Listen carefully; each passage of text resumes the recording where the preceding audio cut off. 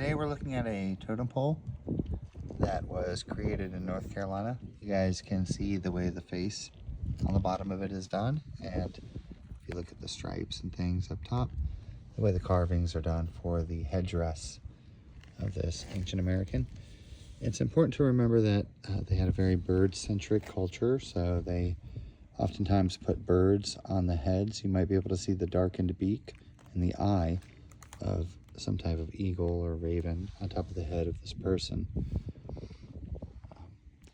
It's a little hard to see at first, sure, and it does take a minute, and the reason why is because it is several different images in one. So we have not just the single birds that you guys can see here represented with white paint still inside of the eye, and there's a lot of paint still on this. There are little human characters in here as well, but I don't expect you guys to be able to see those yet or even believe that they exist. But we have a beautiful collection here, and these are very fragile, very hard to show, but you guys can see these bird heads represented here.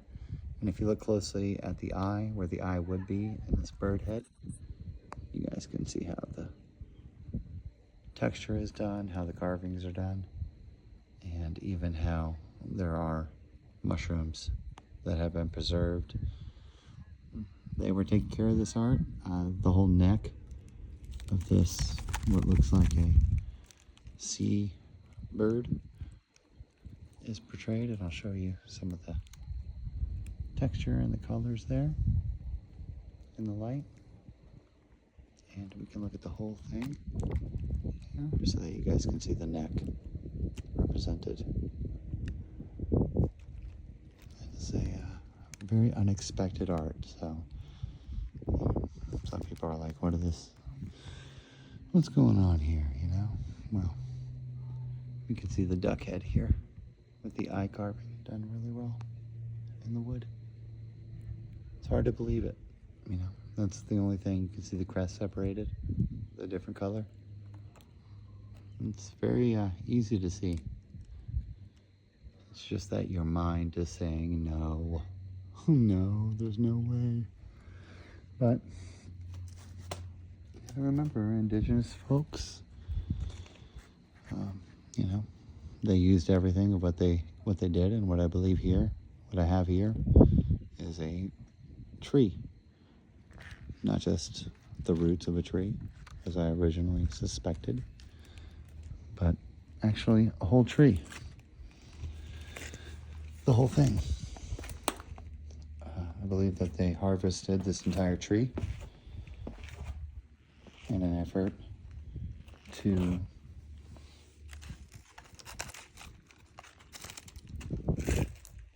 use 100% of it. I'll show you this guy here on the side. So you'll see human silhouettes and birds on top of their heads, but you'll also just see full birds. You can see here. And pointing to the left as well. It's impossible to clean these. Impossible.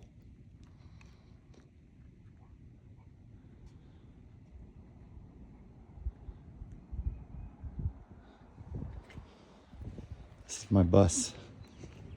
You guys are wondering. I had some questions about it. It's my bus.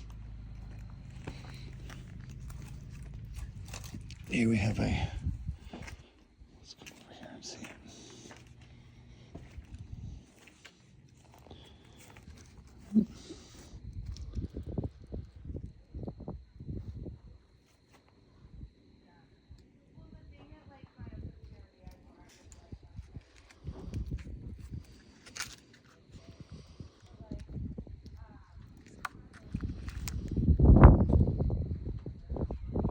That's probably the best shot of him.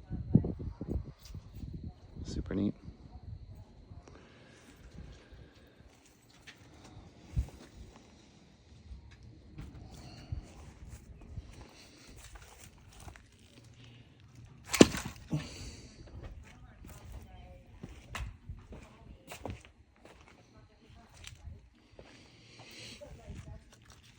And we can see on these, this is really, thank you guys for sticking with me. Sorry. We can see how the stone is put in there, and what that stone, I wasn't keen to it before, but what that stone represents is the bird. It's the beak of the bird pointing there to the left.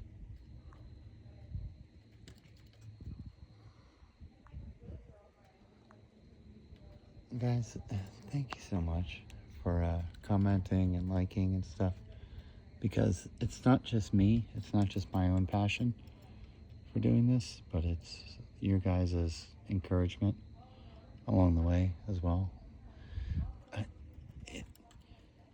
It almost seems like they grew this. I mean, how else would they have put a stone bird beak in a bird like that? I mean, these are messages. They wanted us to learn from this, and it's extremely important, and that's why I do what I do. So without getting too emotional and stuff, this is something else. So, I mean, you can see the tail behind the bird. We're not just looking at the bird.